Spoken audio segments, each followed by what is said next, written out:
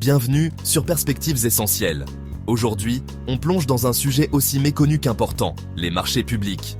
Ces décisions qui, sans qu'on s'en rende compte, influencent directement ce que nous mangeons, construisons et même respirons. Saviez-vous que, dans certaines écoles, on interdit de privilégier les produits locaux, car cela serait jugé discriminatoire?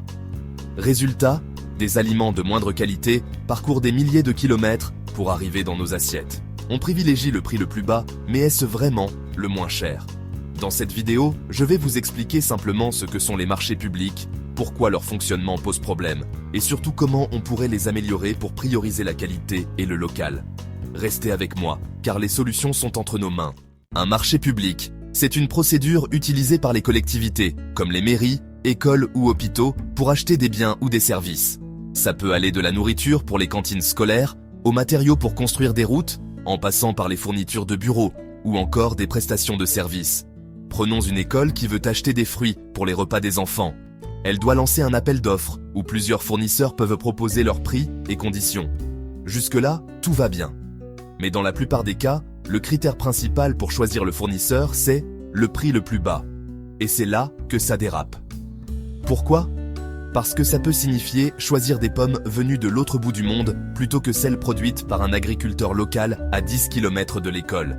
Et le plus ironique, c'est qu'on n'a pas le droit de privilégier le local, car ce serait considéré comme discriminatoire. C'est complètement absurde, non ? Donnez votre avis en commentaire. Quand le prix est le seul critère, on sacrifie souvent la qualité.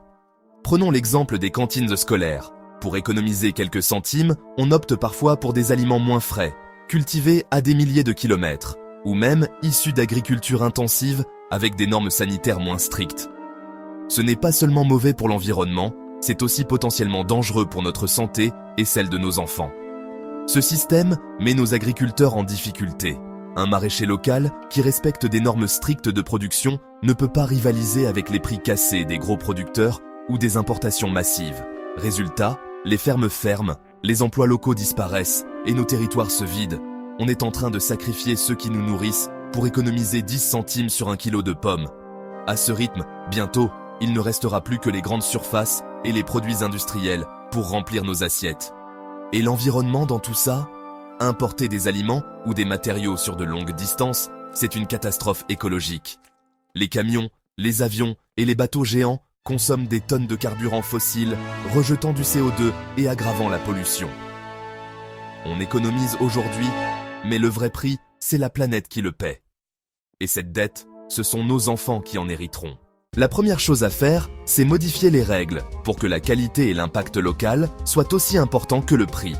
Pourquoi une école ne pourrait-elle pas se fournir auprès de producteurs locaux, surtout si cela réduit l'empreinte écologique et soutient l'économie régionale ?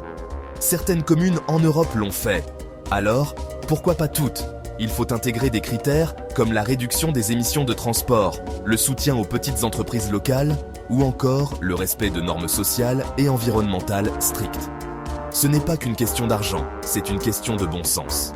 Et nous, citoyens, on peut agir. Parlez de ces sujets autour de vous. Demandez à vos élus locaux de soutenir les circuits courts et d'intégrer des critères plus durables dans les appels d'offres. Plus on sera nombreux à demander des changements, plus ils deviendront possibles. Certaines villes en France ont réussi à introduire des produits bio et locaux dans leurs cantines. Ça demande un peu d'effort, mais c'est faisable. Les marchés publics représentent une part énorme de nos dépenses publiques. C'est notre argent, et on a le droit d'exiger qu'il soit utilisé intelligemment. Soutenir nos agriculteurs, protéger notre santé et préserver notre planète, ce n'est pas un luxe, c'est une nécessité. Partagez cette vidéo pour sensibiliser votre entourage. Parlez-en à vos élus et surtout, consommez local dès que vous le pouvez. Ce sont ces petits gestes qui, ensemble, peuvent faire bouger les choses. Merci d'avoir suivi cette vidéo sur ma chaîne Perspectives Essentielles, j'espère qu'elle vous aura été utile. N'hésitez pas à me dire en commentaire si vous appliquez déjà certains de ces conseils et si vous avez d'autres astuces à partager. Mettez un pouce bleu, partagez et abonnez-vous pour être informé de la sortie des prochaines vidéos.